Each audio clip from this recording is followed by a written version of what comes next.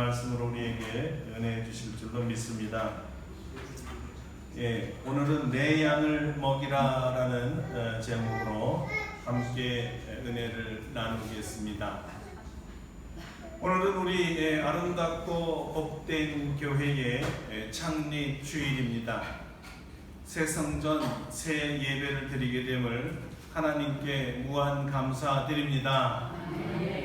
교회를 창조하신 성부 하나님, 그리고 교회의 머리 되신 예수님, 교회를 탄생시킨 성령 하나님께 모든 영광을 돌립니다. 아멘. 오늘 우리에게 주신 말씀은 여러분이 잘 알고 아주 유명한 내 양을 먹이라 사건입니다. 삼위일체 하나님께서 우리에게 큰 은혜 주실 줄로 믿습니다. 아멘. 지난주부터 2주간에 걸쳐서 요한복음에 나와 있는 예수님의 부활 후 특별 활동에 대해서 다루고 있습니다. 그 첫째가 갈릴리 바닷가에서 일어나는 153마리 물고기 사건이었고, 둘째가 내 양을 먹이라는 베드로의 새로운 사명에 대한 사건입니다.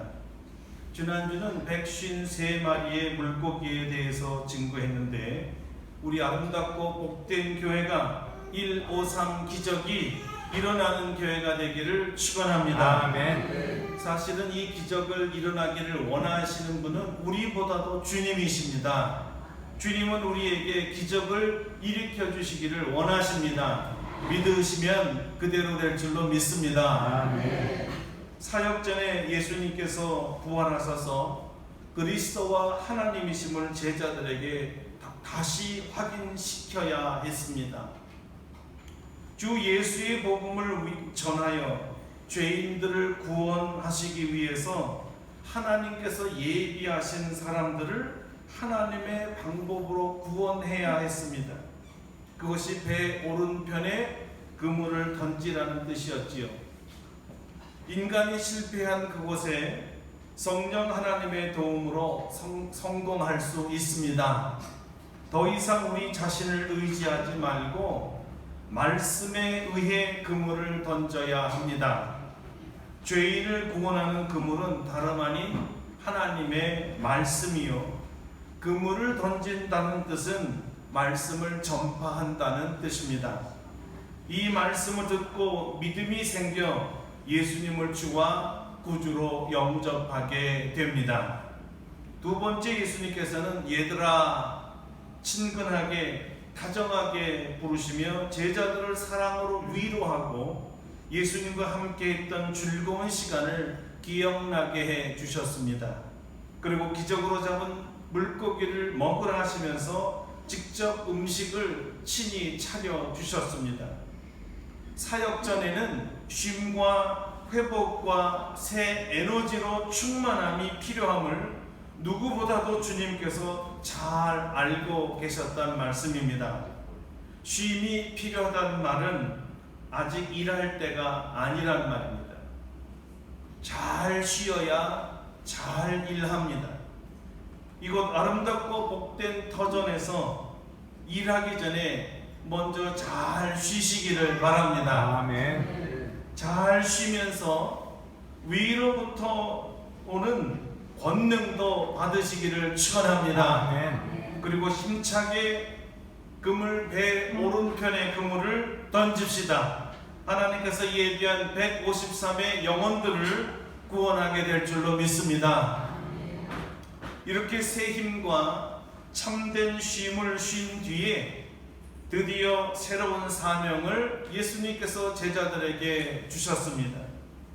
그 사명은 바로 주님의 양을 먹이고 치고 또 먹이는 일이었습니다. 이 사명은 조반을 먹은 후였다 요한은 기록하고 있습니다. 잘 쉬고 난 다음에 새 힘을 얻은 다음에 사명을 주셨다는 것을 강조한 것입니다. 예수님께서 시몬 베드로를 부르십니다. 요한의 아들 시몬아, 내가 이 사람들보다 나를 더 사랑하느냐? 왜 예수님께서는 너는 더 이상 시몬이라 하지 말고 베드로라 친히 계명까지 하셨는데 이제 와서 다시 옛 이름을 부르는 이유는 무엇일까요? 베드로는 새 사람, 새 사명을 받은 사람입니다. 성령으로 거듭난 사람이지요. 물고기 잡는 어부에서 사람 낚는 어부로 바뀐 사람입니다. 그런데 이 사명을 저버리고 다시 갈릴리 바다로 돌아와서 사람 낚는 어부에서 물고기 잡는 어부로 전락하니 더 이상 베드로라 부를 수가 없었습니다. 요한의 아들 시몬이 되어버렸기 때문입니다. 이 세상으로 돌아간 시몬에게 네가 나를 사랑하느냐는 질문의 의미는 무엇이었을까요? 왜 이미 돌아서서 떠나간 사람에게 사랑을 묻는 것일까요? 시몬, 네가 날 사랑한다면 세상으로 돌아가지는 않았을 것이다 라는 사랑을 확인한 질문이었습니다. 왜냐하면 사명이라는 것은 어렵다고 포기되어지는 것이 아니기 때문입니다. 고난이 왔다고 되돌아가는 것 아닙니다. 사명은 생명을 다하여 지키는 것입니다. 이 사명을 지키게 하는 힘이 바로 사명을 주신 주군에 대한 사랑이었습니다. 주님을 사랑하면 사명을 지키고 주님을 사랑하지 않으면 사명을 버립니다. 나라도 마찬가지 아닙니까? 나라를 사랑하면 대한독립 만세를 부르며 고쳐받다가 죽습니다. 나라를 사랑하지 아니하면 고난 때문에 배교도 되고 배반도 되고 매국노도 되지요. 주님께서는 사랑을 재차 확인하셨습니다. 네가 나를 사랑하느냐. 사랑하는 성도 여러분, 주님으로부터 사명 받았습니까? 사명 받으셨습니까? 아멘. 153마리의 영혼들에게 복음을 전할 사명인가요? 아멘. 예수님께서 누구에게 사명을 주시나요? 예수님께서는 아무에게나 사명을 주시지는 않습니다. 그렇다면 누구에게 사명을 주시지요? 제자입니다. 제자들에게만 사명을 줍니다. 주님을 따르기로 맹세한 자들에게만 사명을 줍니다. 십자가를 지고 나를 쫓아오러 오실 때 내 십자가를 지고 주님을 따르겠다고 선언한 제자들에게만 사명을 주셨습니다. 그런데 참 제자들이라고 다 주님을 따랐을까요? 아닙니다. 주님을 사랑하는 제자만 주님을 따랐습니다. 주님을 사랑하지 아니하는 제자 중에 주님을 사랑하지 않는 제자가 있었습니다. 예수님을 배반했습니다. 은 30냥에 자기를 제자로 삼아준 스승을 배반하고 30냥에 팔아버렸습니다. 왜 그랬을까요? 사랑하지 않았기 때문입니다. 사랑하는 자만이 사명을 감당합니다. 아름답고 복된 교회 성도님들은 다 주님의 제자이기를 축원합니다. 아멘. 더욱더 주님을 사랑하는 제자이기를 축원합니다. 아멘. 153만 이 153세 영혼을 구원하는 사명을 감당하게 될 줄로 믿습니다. 그 다음 예수님께서는 주님을 사랑하되 다른 사람들보다 더 예수님을 사랑하냐고 물으셨습니다. 다른 사람들은 다름 아닌 다른 제자들을 말합니다. 지금 누구에게 질문하셨습니까? 시몬에게 질문을 하면서 여기 12제자 중에 다른 제자들보다 너는 나를 더 사랑하느냐고 물었습니다. 왜 그랬을까요? 과거에 베드로는 예수님께서 다른 제자들보다 더 사랑하셔서 그에 대한 기대가 남달리 컸던 제자였기 때문입니다. 다른 제자들이라면 몰라도 이 베드로만은 세상으로 돌아가서는 안 되는 것이었습니다. 적어도 베드로는 사람 낚는 업으로 끝까지 남아 있어야 했습니다. 평소에도 다른 제자와는 달리 큰 사랑, 특별한 사랑, 구별된 사랑을 베드로는 받아왔었습니다. 특별 기적의 사건이나 변화산의 특별 경험이나 물 위로 걷는 경험은 다른 제자들이 시기할 정도로 차별되고 심지어 편애처럼 보이는 사랑이었습니다. 이런 특별한 사랑을 누구보다도 더 받은 사람이 세상으로 돌아간다는 것은 말이 되는 것이 아니지요. 돌아가서는 안 되는 것이었습니다. 주님께서 성도들 중에 특별한 사명을 누구보다 더 잘 감당하라고 특별한 사랑을 부어주는 분들이 더러 있습니다. 시기 날 정도로 그 사람을 너무 사랑하는 게 보여요. 그래서 그 사랑을 받은 사람은 한때 열심히 대단합니다. 누구도 흉내낼 수 없을 만큼 헌신도 대단합니다. 왜요? 시기 날 정도로 특별한 사랑을 찾다가 공인하도록 받았으니까요. 그래서 다른 사람이 보기에도 저 사람은 왜 나보다 더 사랑하는 것처럼 보이지? 시기가 나더라도 저 사람은 그래도 사랑할 만하네, 사랑받을 만하네 인정할 수밖에 없는 거예요. 왜 그래요? 나보다 훨씬 헌신을 많이 하는 것을 보니까, 나보다 더 뜨겁게 주님을 사랑하고 봉사하는 게 보이니까 저 사람은 사랑받을 만하다. 좀 시기가 나고 배는 아픈데 참 사랑받을 만하다. 그런데 문제는 이런 특별한 사랑, 차별된 사랑, 편애처럼 느끼고 시기 날 정도로 사랑을 많이 받은 사람이 떠날 때는 먼저 떠나더라는 것입니다.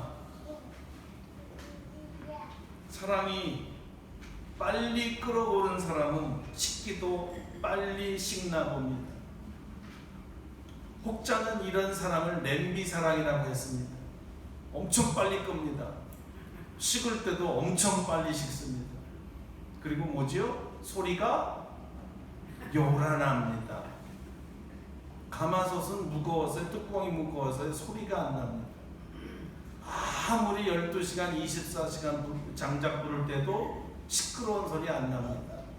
그러나 냄비는 1분 만에 딸그락 빨리 뜨거워지지요.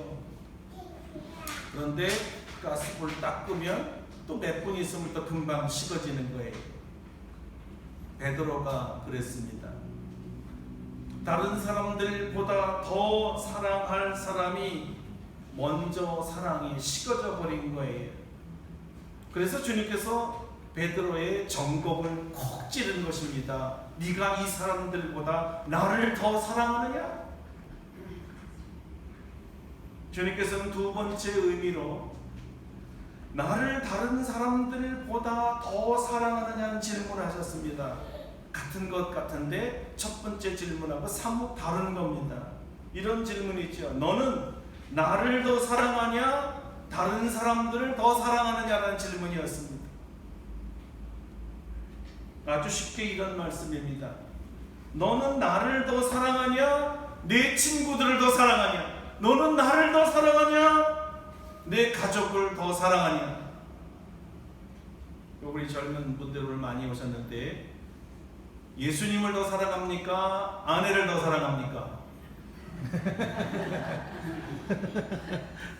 예수님을 더 사랑합니까? 남편을 더 사랑합니까? 예수님을 사랑합니까? 의리 있게 친구를 사랑합니까? 굉장히 중요한 질문입니다. 이것을 주님께서 직접 베드로에게 지금 물으시고 있다는 사실입니다.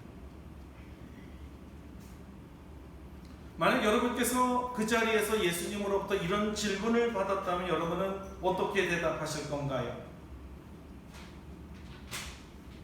예수님께서 예수님의 제자가 되기 위해서는 이런 조건이 있다, 조건을 제시한 적이 있습니다. 아버지나 어머니를 나보다 더 사랑하는 자는 내게 합당하지 아니하고, 아들이나 딸을 나보다 더 사랑하는 자도 내게 합당하지 아니하며, 또 자기 십자가를 지고 나를 따르지 않는 자도 내게 합당하지 아니하니라. 어떻습니까? 예수님께서 베드로에게 네가 이 사람들보다 나를 더 사랑하느냐 하셨을 때 베드로의 머릿속에 이 말씀이 생각나지 않았을까요? 그래서 예수님께서는 베드로를 요한의 아들 시몬이라고 불렀던 것입니다. 요한의 아들 시몬은 어떤 사람일까요? 예수님에 대한 사랑을 잃어버린 자였습니다. 예수님에 대한 사랑이 식어진 자였습니다. 예수님보다도 다른 사람을 더 사랑하는 자였습니다. 이런 사람을 주님은 베드로라 부르지 않습니다. 인간적인 요한의 아들 시몬아. 주님께서 요한의 아들 시몬아, 네가 이 사람들보다 나를 더 사랑하는 질문은, 사실 이 질문을 받았을 때 베드로가 너무나 뼈저리게 아팠고 자존심이 상했고 또 부끄럽게 만든 질문이었습니다. 그런데 정말 주님께서는 베드로를 부끄럽게 만들기 위해서 질문을 했을까요?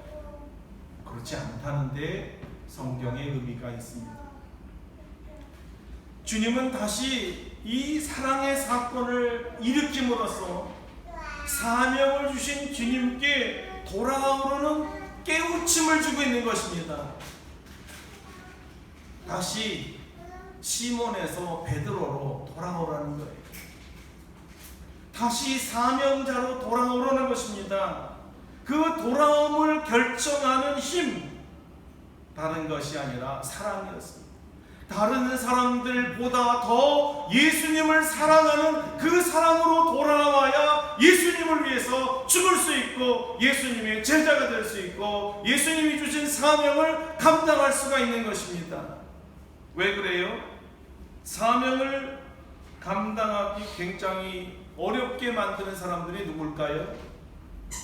아내요? 남편이요? 아버지요? 어머니요? 아들, 딸들 제일 방해합니다. 자녀들 되게 무섭습니다. 어릴 때는 괜찮은데 좀 크면 아버지 내 말 들어요. 근데 우리가 나이가 들다 보면요, 애들이 하는 말이 제일 무섭습니다. 그렇지 않습니까? 무시무시한 사람이, 아들들 딸들이 얘기하면 반박을 못해요. 다 좋은데 주님의 사명마저 방해하는 자들이 그들입니다. 왜요? 그들은 예수님보다 아버지를 더 사랑하기 때문입니다. 사랑 때문에 주님의 사명을 감당하지 못하는 거예요. 그래서 주님은 물으신 겁니다. 나를 더 사랑하냐? 부모를 더 사랑하냐? 나를 더 사랑하냐? 자녀를 더 사랑하냐? 내 사명을 제일 방해하는 게 누구예요? 남편이에요. 왜? 남편은 예수님보다 아내를 더 사랑하니까.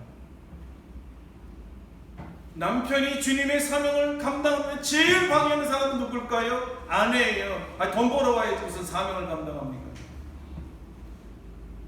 예수님보다 더 사랑하는 것이 있다면 사명을 감당할 수가 없는 거지요. 역으로 얘기하면 사명은 예수님을 사랑하는 자에게 주어집니다. 예수님을 다른 사람들보다 더 사랑하지 않으면 예수님보다 더 사랑하는 사람으로 인해 예수님께서 주신 사명을 버리기 때문입니다. 자식이 불쌍해서 사명을 버린 사람, 부모님의 학대받음을 보는 것이 너무나 힘들어서 사명을 버린 사람, 아내가 불쌍해서 주님을 버린 사람, 남편이 어려워서 사명을 덮은 사람, 친구의 의리가 더 중요해서 주님의 사명을 땅에 묻은 사람, 다 주님보다 다른 사람을 더 사랑하기에 일어나는 빈번한 사고였습니다. 주님께서는 오늘 이 시간 우리 아름답고 복된 교회 성도들에게 묻습니다. 새 성전 첫 예배를 드리는 나의 사랑하는 자녀들이여, 내가 택한 나의 제자들인 너희에게 내가 묻겠노라. 너희는 이 사람들보다 나를 더 사랑하느냐? 여러분 대답하시길 바랍니다. 예수님께서 여러분에게 묻습니다. 이 사람들보다 나를 더 사랑하느냐?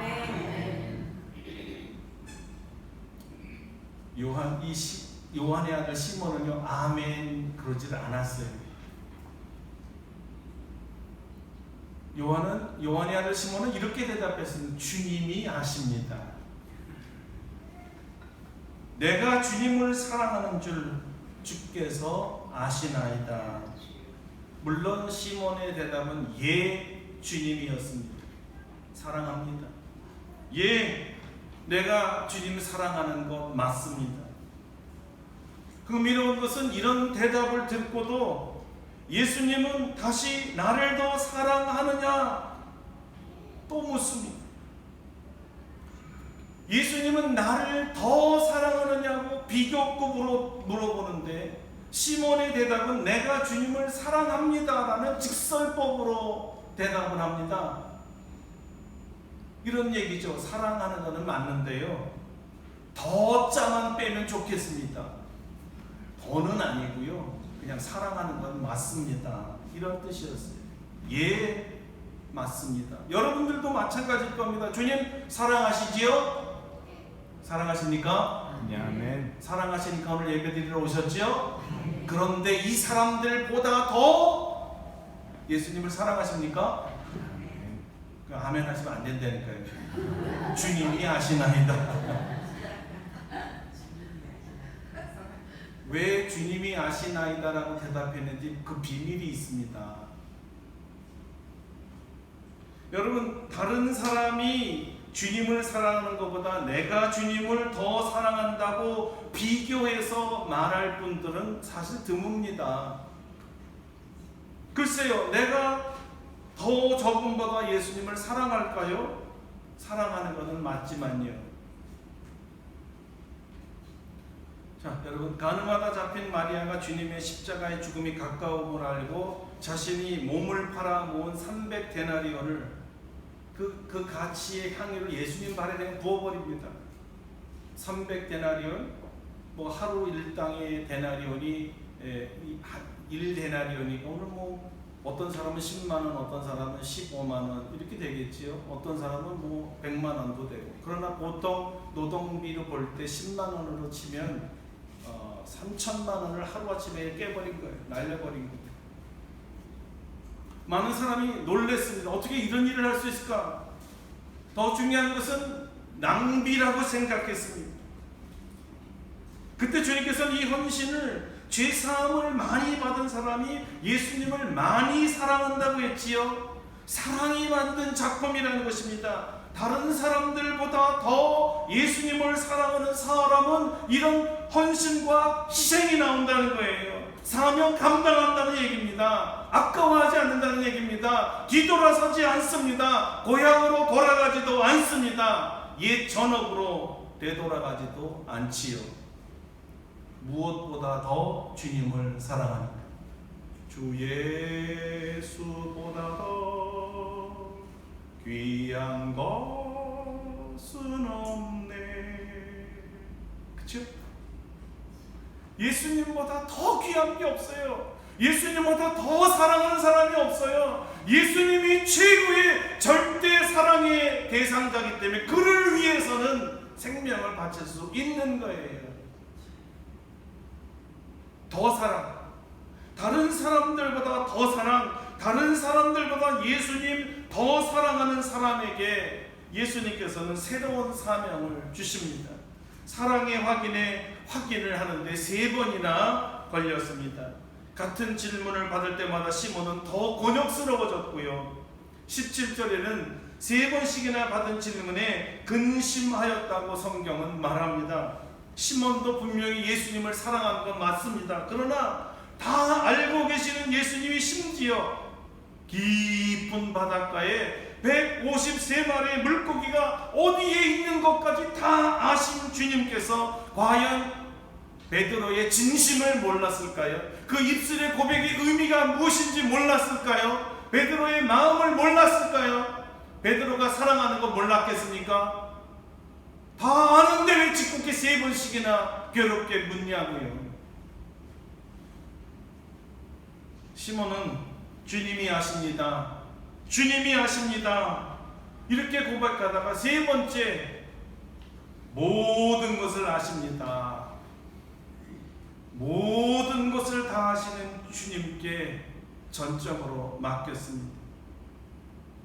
예, 내가 다른 사람들보다 더 주님을 사랑합니다라고 또 자신있게 말할 수 없고 소극적으로 내가 사랑하는 줄 주님이 아십니다라고 말한 이유를 주님께서 아셨을까요? 몰랐을까요? 다 아셨죠. 왜 이런 소극적인 대답, 예 주님, 여러분들처럼 아멘, 왜 이렇게 못했을까요? 얼마 전에 베드로는 자신만만하게 예수님을 위해 죽을 수 있다고 호언장담하던 자였습니다. 그 자신만만한 고백이 얼마 지나지 않아서 예수님을 모른다고 3번씩이나 부인했던 사람이었습니다. 자기 자신도 자기를 믿지 못하고 자괴감, 자학으로 괴로워할 수밖에 없었던 아주 수치스러운 고백이 기억났던 거죠. 이것을 다 보고 다 들으셨고 다 아시는 주님이 물으실 때 다 아시는 주님 앞에 어떻게 또 한 번 더 다른 사람들보다 더 예수님을 사랑한다고 자신만만하게 얘기할 수 있었겠어요? 베드로는 이렇게 생각한 겁니다. 나는 그러고 싶지만 사실에 가보니까 난 못하던데, 내 마음은 진실했지만 고난 앞에 내 진실은 무너졌던데, 내가 예 주님, 주님을 사랑하고 말고요 대답하기 원했지만 순간적으로 무슨 생각이 떠올랐어요? 또 거짓말이 되면 어떡하지? 또 이것 때문에 주님을 떠나면 어떡하지? 자기 자신의 말도 믿지 못하는 상태가 되었다는 거예요. 어떤 면에 있어서는 정말 솔직한 사람이었습니다. 함부로 허세를 부릴 수가 없었습니다. 주님께서 자기의 마음을 다 속속들이 알고 계시기 때문이었습니다. 그럼에도 부인하고 숨길 수 없는 진실이 시몬에게 있었습니다. 다른 사람들보다 더 주님을 사랑하는지는 몰라도 주님께서 아실 것이고 더 분명한 것은 그래도 자기가 예수님을 사랑한다는 사실이었습니다. 그래서 기억하는 목소리로 예, 주님을 사랑합니다 고백했던 것이지요. 정말 솔직한 고백이었고 겸손하고 투명한 마음의 고백이었습니다. 놀라운 것은 예수님께서 이 고백을 받아들이셨고 인정하셨다는 사실입니다. 이 정도의 정직하고 솔직한 고백만으로도 주님께서 기뻐하셨습니다. 이만하면 사명을 줄 수 있다고 판단하신 것이지요. 예, 여러분, 사명은 사랑하는 자에게만 주십니다. 사랑하지 않으면 고귀한 주님의 사명이 천박해지고 하늘의 소명이 버려지고 실망할 수 있으니까요. 가치 없는 사명이 되게 할 수 없었습니다. 주님께서는 하늘나라로 올라가시기 전에 주님의 양떼를 진심으로 목숨 걸고 예수님처럼 돌봐줄 사람이 절실하게 필요했던 것입니다. 고난과 핍박과 가난과 질병이, 그리고 가족들이 반대하고 조롱하고 멸시하고 왕따를 만들어도 사명을 감당할 사람이 필요했습니다. 아멘. 무조건 양떼를 주님 다시 오실 때까지 지켜야 했기 때문입니다. 누가 주님의 양떼를 먹이고 치고 먹이겠습니까? 주님을 다른 사람들보다 더 사랑하는 자이어야만 합니다. 이런 자에게 주님은 양떼를 맡기고 싶은 것입니다. 사랑이 사명을 감당합니다. 다른 사람들보다 주님을 더 사랑하는 자가 사명을 감당합니다. 우리 아름답고 복된 교회 성도들이 다른 어떤 교회 성도들보다도 주님을 더 사랑하시기를 축원합니다. 아멘. 주님의 양떼들을 서로 말씀으로, 은혜로, 사랑으로 먹이고 치고 돌보고 또 먹이시고 주님 오실 때까지 사명 감당하시기를 축원합니다. 아멘. 주님을 사랑하여 주님의 양떼를 먹일 사명자들에 대한 축복의 말씀이 있습니다. 사랑을 확인하고 내 양을 먹이라는 사명을 주신 뒤에 예수님께서는 이 사명을 받아들여 다시 시몬에서 베드로로 돌아온 이 베드로에게 이렇게 말씀하셨어요. 너는 나를 따르라. 이거 엄청난 축복의 말씀이었습니다. 나를 따르라는 말씀은 이런 것입니다. 양떼를 먹이고 돌보는 일을 너에게 맡겼지만 실상은 너 혼자 하라는 것이 아니라 예하고 순종하고 나를 따라오면 내가 앞장선다. 내가 늘 너와 함께한다. 너는 내가 가는 곳에 따라오기만 하고 내가 하는 것을 따라하기만 된다는 거예요. 나를 따라오너라. 주님이 맡기시고 떠나는 게 아니란 말이에요. 사명을 맡긴 자에게는 사명을 감당하도록 주님이 함께 하시겠다는 약속이었습니다. 할렐루야. 아멘. 사랑하는 우리 아름답고 복된 교회 성도 여러분, 오늘 우리에게 새 교회를 주신 하나님의 뜻이 있음을 알아야 합니다. 주님의 양떼를 먹이는 일을 우리에게 맡기셨습니다. 여러분, 한국교회가 영적으로 많이, 정말 많이, 그리고 너무 깊게 병들었습니다. 정말 창피할 정도로 목사들이 타락했습니다. 지난주에 우리 친구가 고백한 것처럼 장로들이 너무 타락해서 교회에 나오기 싫다는 것입니다. 주님의 사랑을 잃어버리고 교회가 세상으로 많이 흘러 들어가 버렸습니다. 거룩한 모습보다는 어떻게 하면 세상의 유행을 따라가는가, 세상의 모습을 따라가는가, 주님의 경건하고 거룩한 모습이 자꾸 사라져갑니다. 베드로가 아니라 요한의 아들 시몬이 되었기 때문입니다. 한두 사람이, 한두 교회가 그런 것이 아닙니다. 한국교회 전반적인 병폐 현상입니다. 말씀에 굶주린 양떼들이 많습니다. 제대로 사랑을 가지고 예수님의 마음으로 양떼들에게 하나님의 말씀을 먹이지 않으니 썩은 양식, 상한 양식, 독이 든 양식을 구별 없이 먹습니다. 제가 우리 교회 오기 전서부터 팀 프리칭이라고 목사들에게 설교를 가르치는 학교를 운영했는데, 사실 그 장로님들이 어떻게 나가는 것을 반대하는지 반대해서 중단됐어요. 우리 교회에서 하자니까 하지 말자입니다. 우리 장로님 되기 전이니까 우리 장로님들은 게 아닙니다. 우리 장로님은 어떻게든지 저를 사역시키려고 애를 쓰시는데 그러지 않았어요. 그때 우리 설교학교에서 제일 제가 묻는 질문이 이거였습니다. 여러분들이 스스로 하나님께 말씀을 받아서 설교하는 사람 손 드십시오. 저희 학생들이 거의 한 번에 50명에서 70명이 참석을 하는데 목사들이, 여러분 몇 명이나 번쩍 손을 들었을 것 같습니까? 자, 반대로 남의 설교 카피해서 설교하는 분 솔직하게 손 드십시오. 여러분들이 왜 설교를 배우러 왔습니까? 바른 방법으로 안 했기 때문에 왔겠지요. 자, 인터넷이나 남의 유명한 목사님 거 싹 카피에서 하는 설교가 몇 퍼센트나 될까요? 물론 초교파로 모였습니다. 저는 너무 충격을 받았는데요. 정말 90%가 설교 준비를 안 합니다. 왜요? 자기 실력으로 해서 은혜 받았다는 얘기 한 번도 못 들어요. 그런데 유명한 목사님 거 딱 카피하면 은혜 받아요. 그러니 그 맛에 5분이면 됩니다. 설교 준비 카피 딱 ጦ다 그냥 하는 거예요.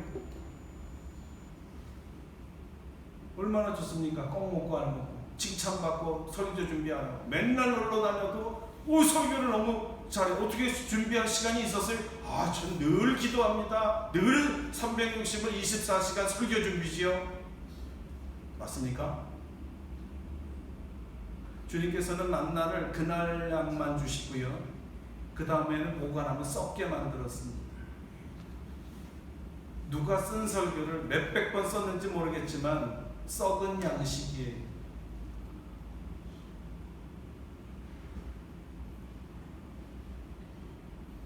마지막 시대에 거짓 선지자들이 거짓 양식으로 굶주린 양떼들에게 썩은 양식을 주었기 때문에 한국교회는 지금 다 병들어가고 죽어가고 있는 것입니다. 주님을 더 사랑하여 주님의 양떼들에게 참된 양식과 참된 음료를 먹여주고 건강하게 성도들이 자라게 해줄 목자가 필요했던 것입니다. 오늘 우리 아름답고 복된 교회를 세우신 이유인 줄 믿으시기를 바랍니다. 아멘. 사랑하는 성도 여러분, 주님을 더 사랑합시다. 주님을 사랑하는 마음으로 주님께서 우리에게 주신 사명을 감당합시다. 주님의 양떼들을 먹입시다. 하나님의 말씀을 먹지 않으면 절대 신앙은 자랄 수 없습니다. 아니 여러분, 말씀을 먹지 않으면 죽습니다. 굶주려 죽어요. 참된 하늘 양식인 하나님의 말씀을 충족히 먹고 사랑받고 자라고 건강한 정신으로 살아가는 예수님의 참 제자들 되시기를 축원합니다. 아멘. 축원합니다. 아멘. 기도하겠습니다. 우리의 참 목자 되신 하나님, 우리 주님께서 시몬이 되어버린 우리에게 찾아오셔서 물으십니다. 네가 나를 사랑하느냐? 네가 이 사람들보다 더 나를 사랑하느냐? 주님이 하십니다. 주님, 우리 입에서 거짓 고백이 나오지 않게 하여 주시고 주님을 누구보다도 무엇보다도 더 사랑하여 주님으로부터 양떼를 돌보는 사명을 받고 이 마지막 때에 하나님의 말씀을 순수하게 정직하게 살아있는 음식을 전할 수 있는 교회 되게 하여 주시옵소서. 아멘. 예수님의 이름으로 기도드립니다. 아멘. 아멘. 뜻을 생각하시면서 570장 부르시고 준비하신 예물을 원하겠습니다.